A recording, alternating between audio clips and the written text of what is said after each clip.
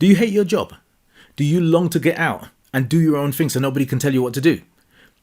Do you want to make that transition from employee to entrepreneur and turn those skills and those ideas you have into money? Well, before you make any rash decisions and leave your job, I want to tell you about 3 things that you can do today, right here, right now, in your job that will help you to prepare for life as an entrepreneur. I did it. I got tremendous results, and you can do it too. My name is Anthony Charles, and I approve of this message. I'm also co-founder of Team Titanium and Choices TV.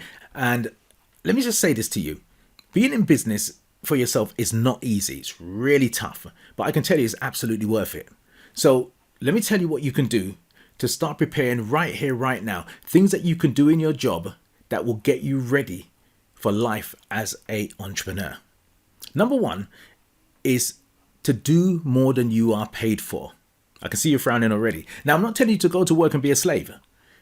I'm telling you to practice doing more than you are paid for. Why? Because that's what you're going to be doing when you are an entrepreneur. You're going to be doing more than you are paid for until you can start to gain traction and start to outsource things or pay people to do things for you. So start getting into practice of doing more than you're paid for. And also, I want you to stop saying, that's not my job. Because when you become an entrepreneur, everything will be your job. Now, I don't mean that you sit there and you take on every single job and you inundate yourself with work till you're under pressure. Absolutely not. But you practice doing more than you are paid for, but you keep it under control. And let me show you what I did. I would do more than I was paid for, but I kept it under control with a simple list on my desk. Now, I had a manager at the time who would come in, always last minute, and he'd have something that needed to be done. That thing needed to be done yesterday or last week, and now it's an emergency and he wants me to do it now. So I would turn the list around, and that list would have between 5 and 10 things that I was working on today, my to-do list. And I turn that list around and say, Paul, this is what I'm working on today. Which one of these do you want me to put aside so I can do what you're asking me to do? I'd see him reading the list and I'd see the look on his face. Now, sometimes what he needed me to do was so important that he'd say, okay, number 4, take number 4 off and do this instead. That was fine because I would do the task that he's given me to do. Now, if he comes back to me before that task is finished at any time and says, look, what's happening with number 4? Then I'd say, Paul, that's what you asked me to put aside. So that just protected me. 9 times out of 10, he would look at the list. He'd probably read it a few times. Then he'd say, nah, I can't take away none of these things. And he'd say, okay, I'm going to give it to somebody else. So I practiced doing more than I was paid for, but I kept it under control. So that's one thing that you can do. The next thing is to practice your people skills. Work at getting on with your team members. And I'll tell you why you need to do that. Because in the workplace, you have to work with these people. That's one thing. But when you become an entrepreneur, you need people skills because you're going to find people that you're going to be working with and they don't have to work with you. And sometimes if you haven't got good people skills, you can do yourself out of getting really good deals. I have to work with local government sometimes and they can be pretty... I have to have tremendous people skills to work with them. But I honed those skills in my workplace before I left my job. I'll give you a story. I used to work for East Thames Housing and I was working with a team of 5 and one of these people that I worked with, her name was Juan. I don't know if Juan's gonna see this, but I'm going to say nice things about Juan. Love her to bits. We got on really, really well. But something would happen to her whenever we got into the weekly team meeting. Going to the meeting, and I believe that Juan was sent by God to test me in the meetings, to challenge me in the meetings. No matter what I was saying, Juan was at loggerheads with me and we were always butt heads in the meetings. And I started using her to build up my negotiation skills and my people skills. And what I did was every week, just before we go into the meeting, I'd say, Juan, give me a hug. Give her a hug and I'd say, right, when you start in the meeting, you do know I'm gonna beat you in there, but I'm gonna argue my point in there. But when we finish, we're gonna be cool. And we'd go in there, and we would butt heads because we just saw things differently.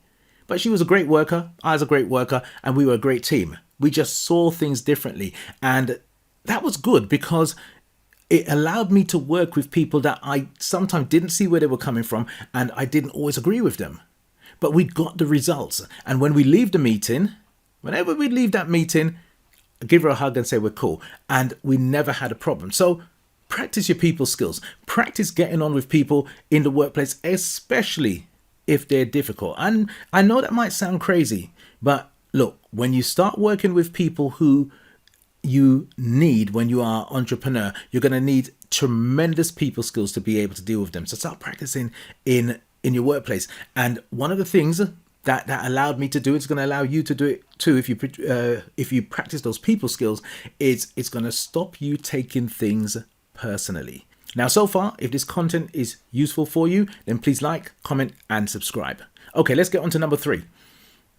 Don't let the boss or the manager get to you. Some bosses come from hell. There are some people that they should not be in managerial positions. I've had bosses from hell. I've had managers, even worse, managers from hell. They shouldn't be in that position. But how can we use them? How can we deal with them? Now, what I found for me is bosses normally came down on me when something went wrong or when I made a mistake. But it's the way they dealt with it. It's the way they were. Now, I'm not saying that you've got to lie down and let people walk all over you. I'm not saying people got to abuse you, because sometimes bosses want to yell at you and be really angry. I'm not saying you've got to, as I said, just let them walk all over you. But to a degree, practice taking it. Practice taking it. Because when you become a business owner or entrepreneur, and let me tell you something about customers and clients. When customers and clients pay with their money or their time, then sometimes you will get things wrong. You're not perfect. And when you get things wrong, or there is a perception that you get things wrong, then that customer, they are not going to sugarcoat how they feel. And if you are not good at dealing with upset, disappointed customers, then they may become keyboard warriors. And you don't want that. Now, sometimes you can't get away from it, but you have to do your best to mitigate it. Let me give you a story.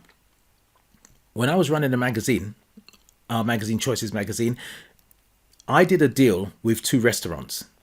And I think I gave them both a fantastic deal. But one of them felt that they didn't get such a good deal as their rival. So they've contacted me and they left a voicemail on my phone. They could have done better with that voicemail. That voicemail they didn't swear, they didn't curse, but the voicemail wasn't so polite. They were upset. They'd paid their money and they felt that they had been hard done by. So I called them up and I simply said this. Have I called at a good time? Yes. Can you talk? Yes. Right. I hope you've got some time, because I cannot come off the phone until you're happy. I didn't have to change what I gave to them. We just had a discussion and we went forward and backwards in a good way. And I used the people skills that I learned. I didn't take what they said to me personally, and I dealt with the situation, and they remained a customer for a long time. Again, I'm not saying that people need to abuse you. I'm not saying that people need to be able to just be rude. But you're a customer, you're a client. And sometimes when you call up a company and you feel that you are hard done by, you may be a little bit short. You may be a little bit curt.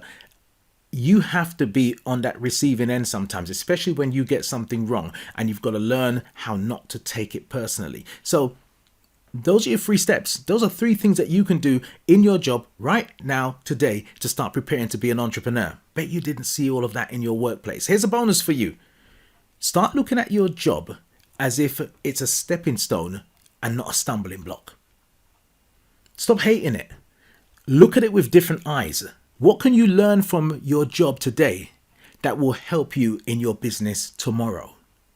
Remember, success leaves clues. And if you are working in a successful company, then you need to mine that company for the gems, for the precious and the semi-precious experiences that you can find in there and that you can use in your own business before you step out.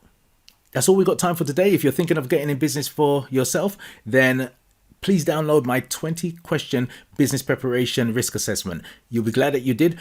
20 questions, and you will know where you stand as far as being ready to be in business for yourself. I'll swap you your email address for it. In the meantime, keep on being amazing because you are. And I'll speak to you soon. If you found this video useful, then please check out this amazing video here where I teach you how to boost your communication skills by up to 80% in less than 12 minutes. Or this video here where I teach you how to be on time every time.